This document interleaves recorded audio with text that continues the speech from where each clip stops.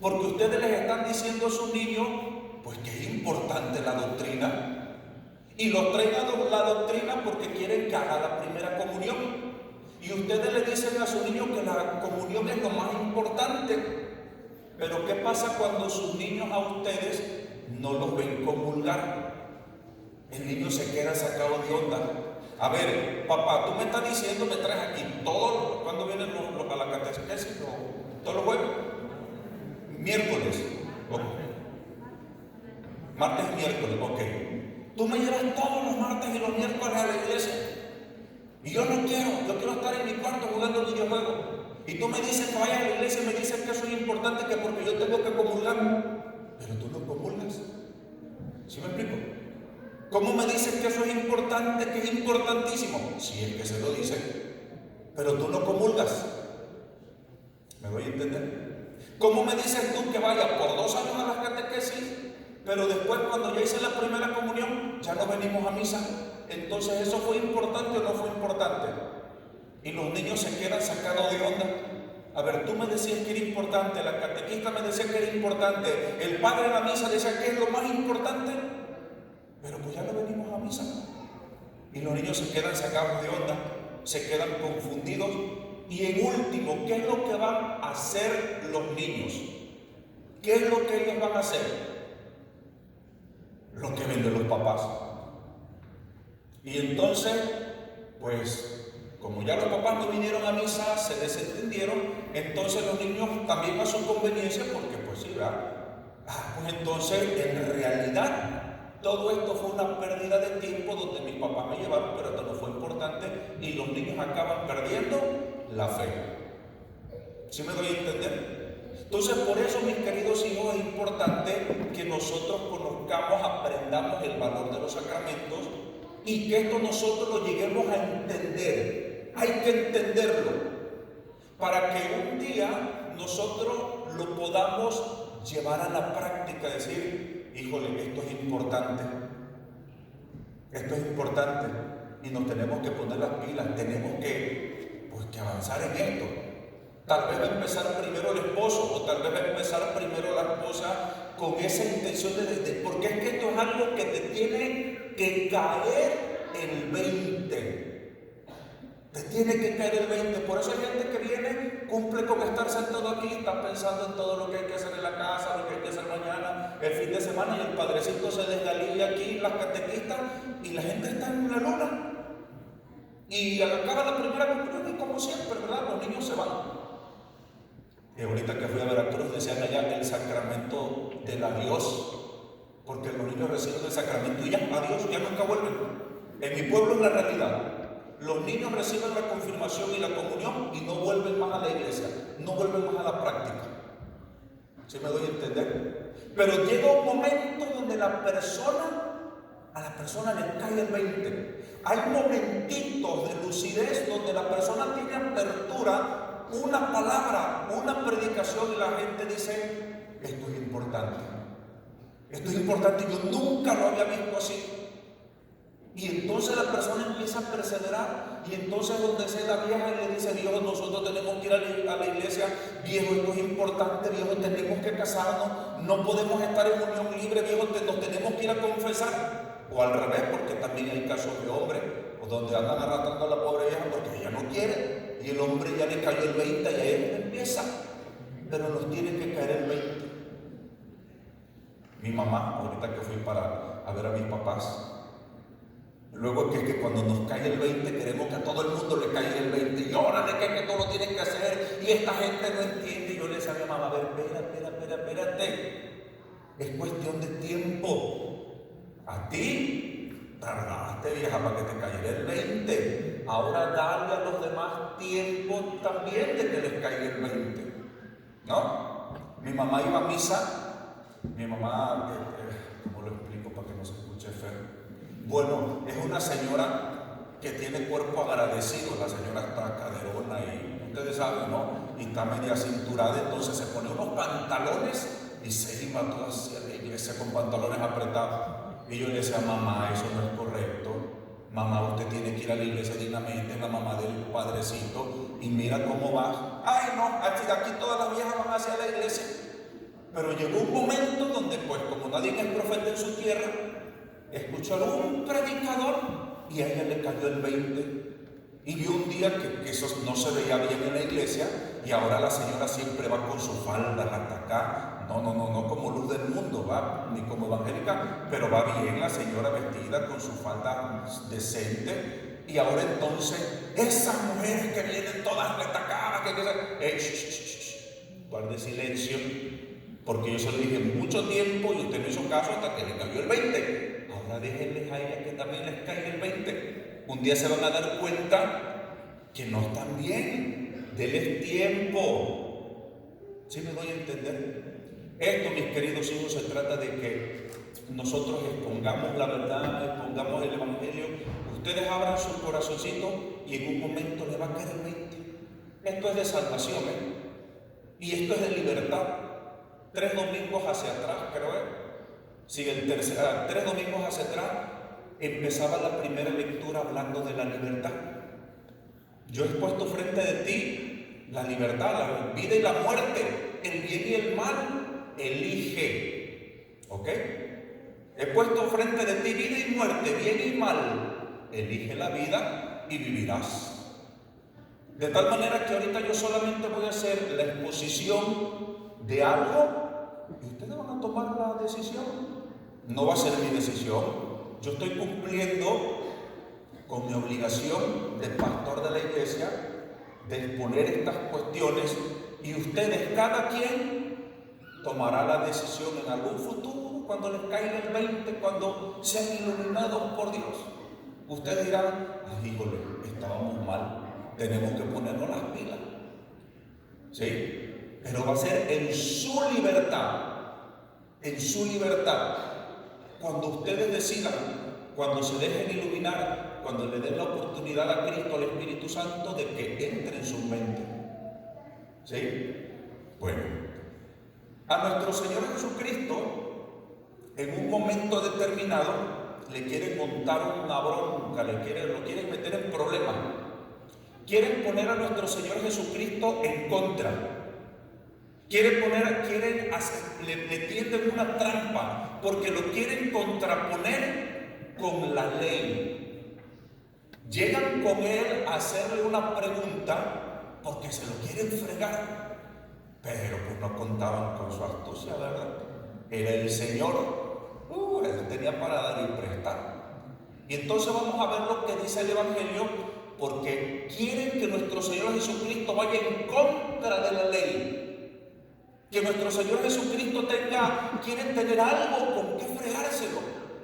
Y entonces llegan, Evangelio según San Mateo, capítulo 19, versículo 1. Dios se lo tenga en cuenta. Gracias. Evangelio según San Mateo, capítulo 19, versículo 1.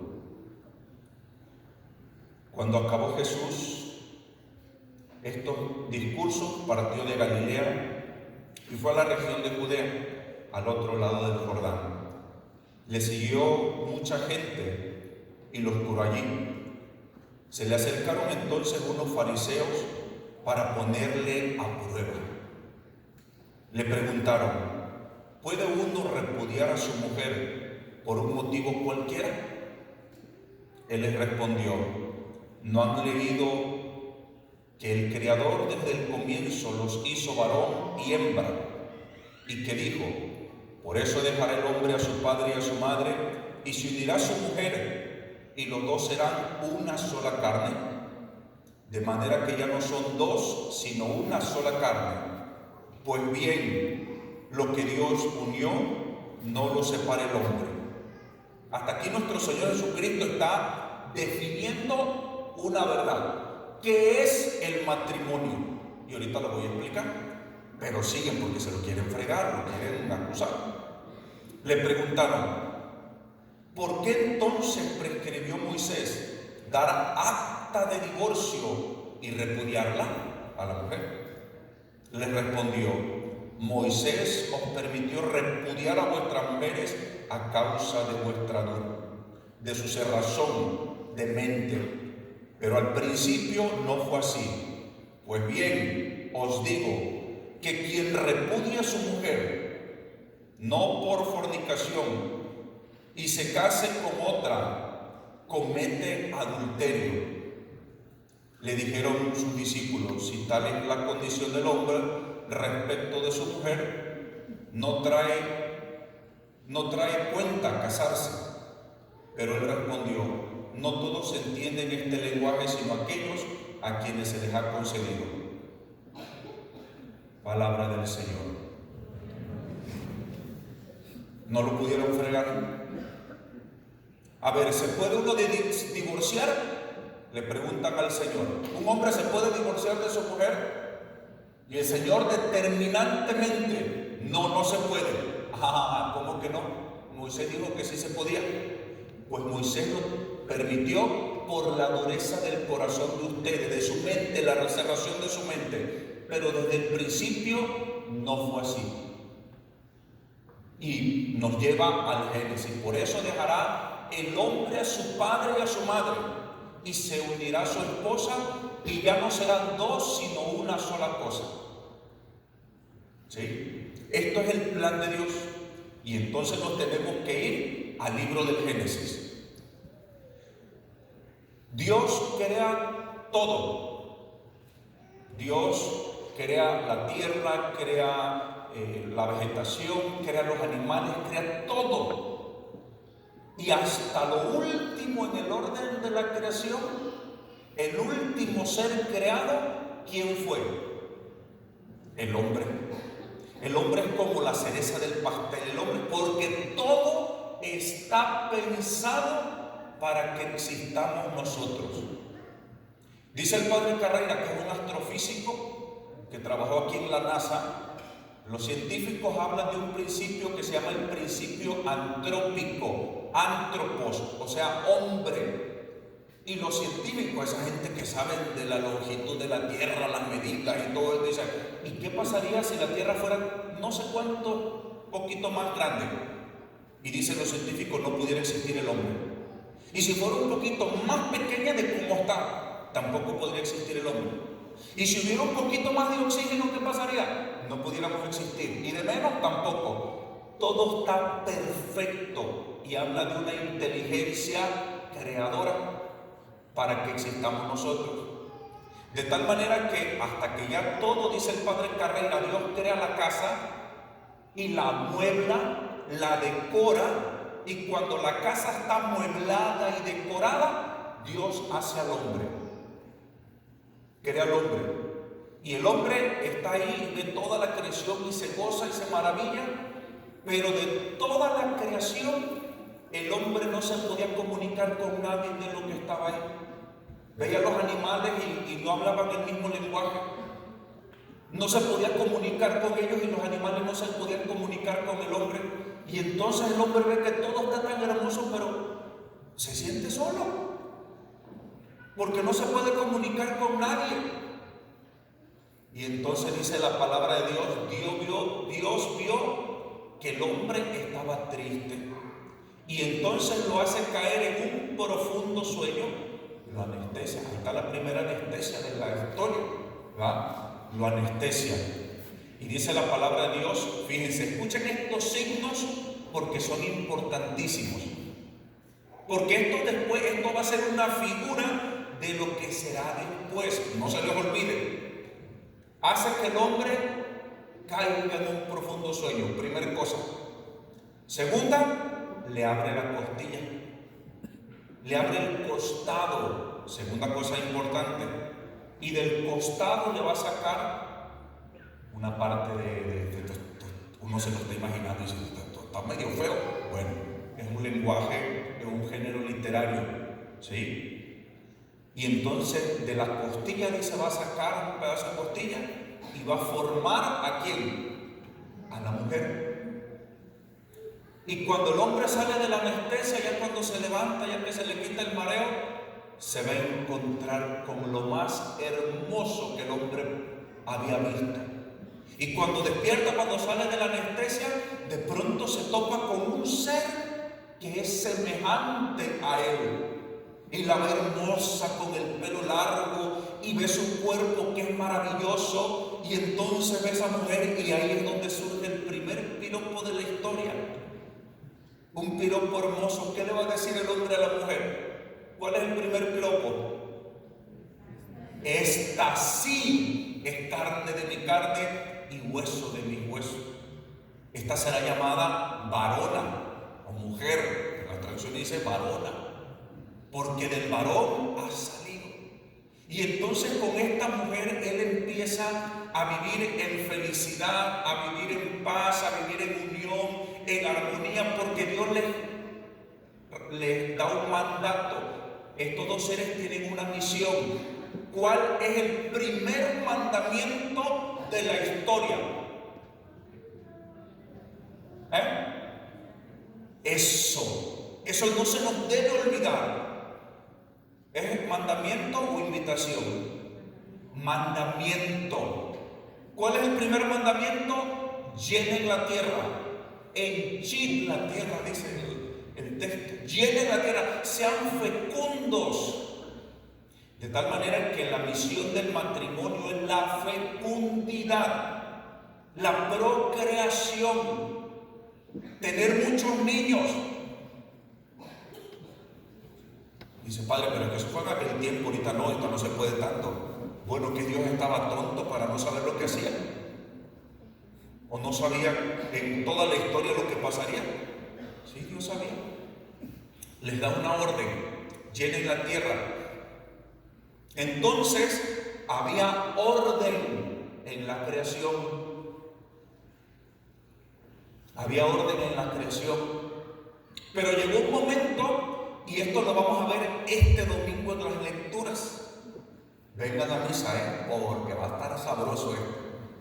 Dice la palabra de Dios que andaban ellos disfrutando, ¿verdad? Y todo en el jardín. Ellos no experimentaban dolor, no experimentaban sufrimiento, ni tristeza, ni sudor, no apestaban, no comían por hambre, sino por gusto, ¿verdad? Porque todo estaba en orden, había un perfecto orden. Pero de pronto, dice la palabra de Dios, que el más astuto de los animales llega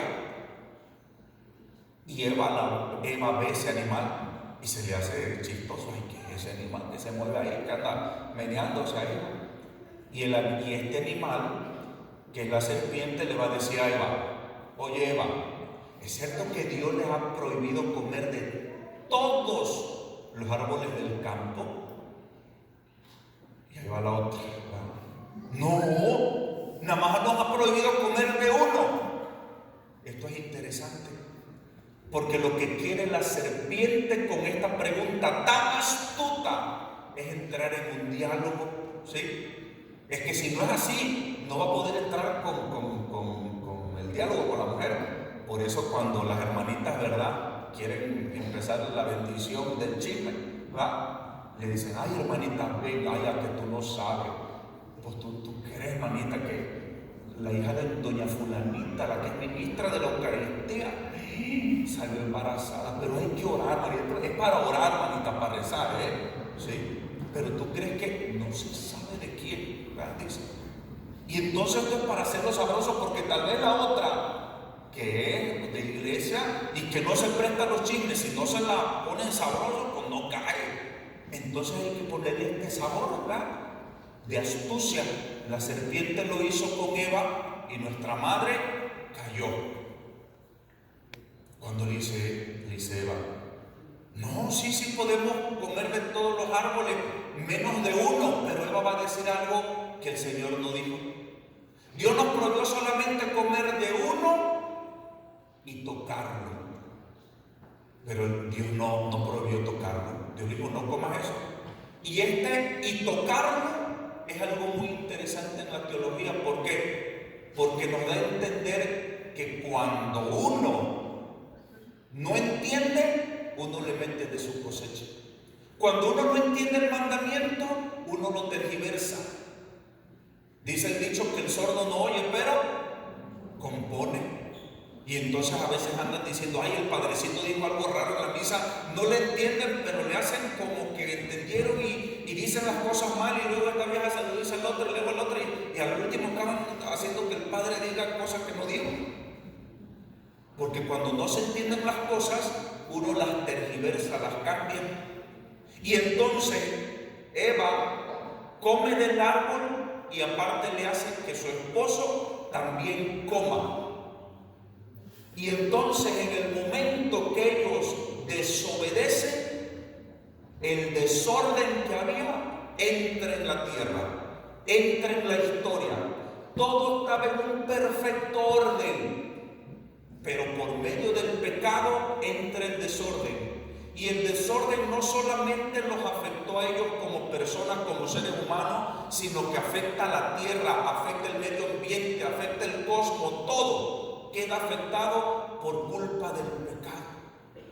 Por eso entonces el pecado no va a ser algo solamente personal, sino que el pecado va a ser algo que afecta a la totalidad, sobre todo ya en la iglesia, a todo el cuerpo místico de Cristo que es la iglesia.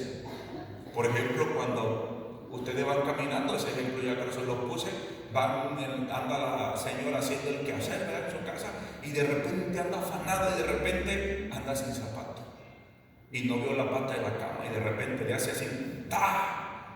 Y se da un golpazo en el dedo chiquito del pie. ¿Duele eso? ¿Será que duele? ¿Cómo se sienten? O los señores también cuando se han dado un golpazo en el dedo chiquito. ¿Verdad que te duele desde el dedo chiquito hasta aquí? ¿Sí o no? Todo el cuerpo se llena de dolor, ¿sí o no? Pero pues si nada más es un dedo chiquito, ¿por qué tiene? Pero todo el cuerpo se ve afectado. Eso es lo que pasa con un miembro en la iglesia que cae en pecado mortal. Mi pecado no es solamente mío, sino que mi pecado afecta a la totalidad de la iglesia. Por eso cuando uno va y se confiesa, te ponen una penitencia. La penitencia no es pagar algo.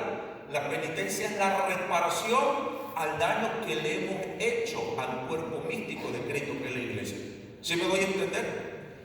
Entonces entra el desorden,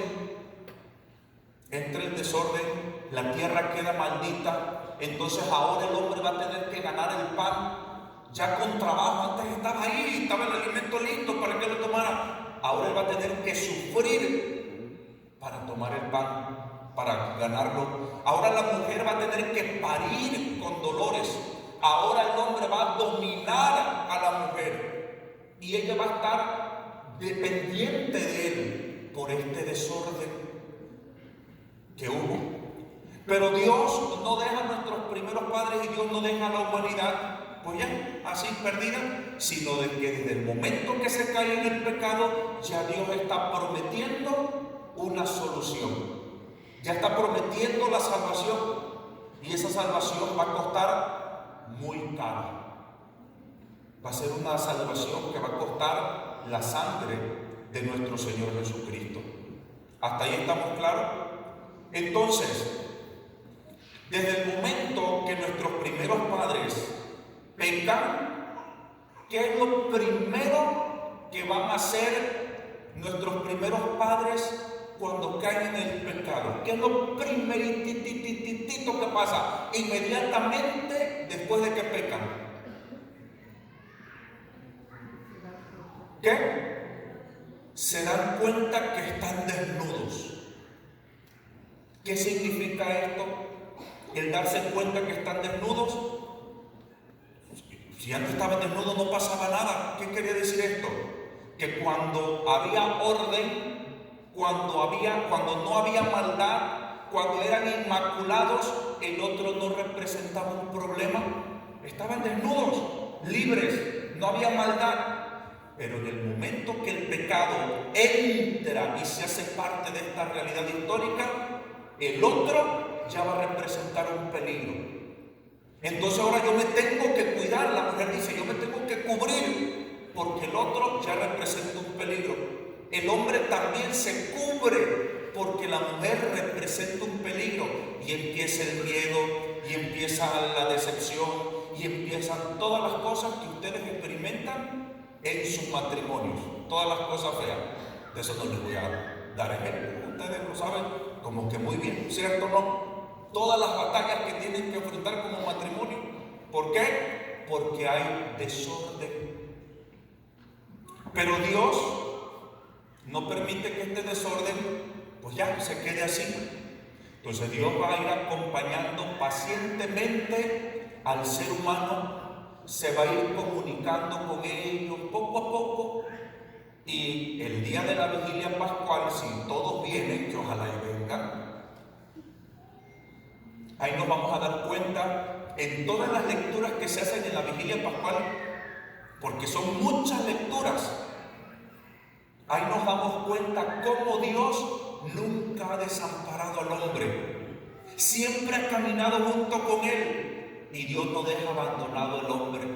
Y entonces vamos a ver que en un momento determinado de la historia, de entre todos los pueblos de la tierra, Dios va a elegir, por decir pueblo porque tampoco eran pueblos, va a elegir a los más jodidos de toda la faz de la tierra para que sean su pueblo, a los más amolados, a los hebreos. No tenían territorio, no tenían templo, no tenían nada, eran los últimos, por eso digo, eran los más jodidos de la faz de la tierra. No tenían nada, estaban amolados esta gente. Y Dios dice: a este pueblo yo quiero, porque Dios siempre tiene predilección del pobre, del desamparado. Por eso, si tú estás jodido, alégrate. Dios te tiene muy en cuenta. Entre más jodidos estemos, Dios nos tiene más en cuenta. Entonces yo por eso digo: ay, a que Dios me tiene bien en cuenta. ¿Sí? A veces me siento bien jodido. Señor, soy tu favorito. Te doy la oportunidad de que me ames, Señor. ¿Sí? Dios agarra al pueblo de Israel y le dice: tú serás mi pueblo y yo seré tu Dios. Y entonces en el pueblo de Israel y Dios se va a prefigurar también una unión esponsal. Dios se compromete, Dios hace un pacto como de un matrimonio con el pueblo de Israel. Y entonces vamos a ver en los determinados momentos de la historia muchas figuras de matrimonio. Hasta el momento que llegamos ya al Nuevo Testamento y nuestro Señor Jesucristo va a ser invitado, él y su Madre Santísima van a ser invitados a una boda. Y es importante que el primer milagro y la manifestación donde Jesús, valga la redundancia, donde Jesús se manifiesta como Dios, porque los milagros son para dar testimonio de que Él es poderoso y que es Dios, porque los milagros solamente los puede hacer Dios, el diablo no hace milagros. Entonces cuando están en una boda, son invitados a una boda, su mamá les dice: hijo, ay hijo, ¿tú crees que estos pobres se les acabó el vino? Y ustedes como que no nos puede sonar, pero les voy a poner un ejemplo. En nuestra cultura, y ahorita me regresan cuando de pronto la ardilla se me convulsiona, ya saben, los clientes de aquí ya saben, me regresan a lo de la boda de Caná. ¿Sí? Nosotros en nuestra cultura, cuando vamos a una fiesta, comemos, ¿verdad? Y todo, pero si la comida está como que medio mal, si atendieron muy tarde, o si no nos dieron de comer, ¿cómo nos vamos de esa fiesta? ¿Cómo nos vamos? Bueno, o sea, díganlo, pues ni modo que no van a decirlo. ¿Cómo vamos? A ver, hablando. Nos vamos hablando. Yo le traje un regalo, le traje una licuadora, y mira, para la pobre comida que me dieron así, el poquito de birria, y los frijoles todos duros y el arroz bien poquito, y nos vamos hablando, ¿sí o no? Yo tengo unos amigos que son oaxaqueños, tenemos 20 años de amistad. Y cuando hace 20 años que me invitaban a sus fiestas, servían el plato de birria, pero bien cargado, y el cerro de tortillas ahí harto, hacen como un repollo finito con cebolla y cilantro revueltito, se lo zampamos ahí a la birria y riquísimo. Y ya llegaba, porque tengo una comadre mía de ella, es oaxaqueña, y dice: compadrito, otro poquito. Y llegaba su hijo, le decía: no, ya estoy muy bien así. Le dice: no, comen para que después no se vayan hablando. Pero lo decía, porque nos llevábamos pesados, seguimos llevando pesados. No, come bien, para que después no te vayas hablando, porque nos vamos hablando, ¿sí o no? Entonces imagínense la familia, le pasó a un amigo mío, contrató, ay vaya, después el mundo está chiquito, que uno no sabe si aquí vaya a estar la que le tocó hacer la comida. Pero bueno, pues ni modo. En China pasó esto. Un amigo mío, sus hijas cumplen 15 años, pagan, ustedes saben que los que hacen la comida, quiero comida para 500 personas, quiero un fiestón o no. Pues resulta que cuando estaban ahí, que la comida no alcanzó y la mitad de la gente sin comer. Y ellos me decían que pasamos la vergüenza de nuestra vida porque no alcanzó la comida. ¿Sí? Entonces, este es nada más para poner el contexto de que nuestro Señor Jesucristo tenga una boda y el vino se les acaba. Y en la cultura judía, el vino es importantísimo. Los judíos no tienen la mentalidad del vino como nosotros, que nosotros nada más, el vino, el pisco es para idiotizarnos, eso es para nosotros la bebida. No, para el judío no. Para el judío el vino representa, significa la alegría, el gozo. Si venimos a una boda nos tenemos que alegrar, y las bodas judías son alegres y se ponen todos en rueda y bailan y brincan y avientan al novio para arriba y es una fiesta maravillosa. Pero si no hay vino, pues como que uno está entumido, ¿verdad? Es como ustedes también van a una fiesta y ya está la música, ¿verdad? Pero viejo, vamos a bailar, dice la señora, dice, no. Y ya hasta que no se toma unos 2 tequilazos, ya entra en calor. Órale, viejo, te vamos a bailar. Es que si vino no hay alegría, si un tequila, pues como que uno le da pena, pero con 3 coronas a 2 tequilas, unos mezcales, uno le entra ya a la fiesta, ¿sí o no? Entonces en esa boda se les ha acabado lo que es la alegría. En esta boda se acaba el vino y esta familia, estos novios estaban en un problema grave, porque también la gente de allá se iba a ir hablando, no nomás como los paisanos aquí nosotros, están en un problema. Y nuestra Madre Santísima, que siempre está pendiente de todo, dice, hijo, se les acabó el vino. Se les ha acabado el vino. Nuestro Señor Jesucristo le va a decir a su mamá una expresión que en el mundo protestante ellos lo interpretan como que un desprecio de Jesucristo nuestro Señor, nuestra Madre Santísima. Y es todo lo contrario.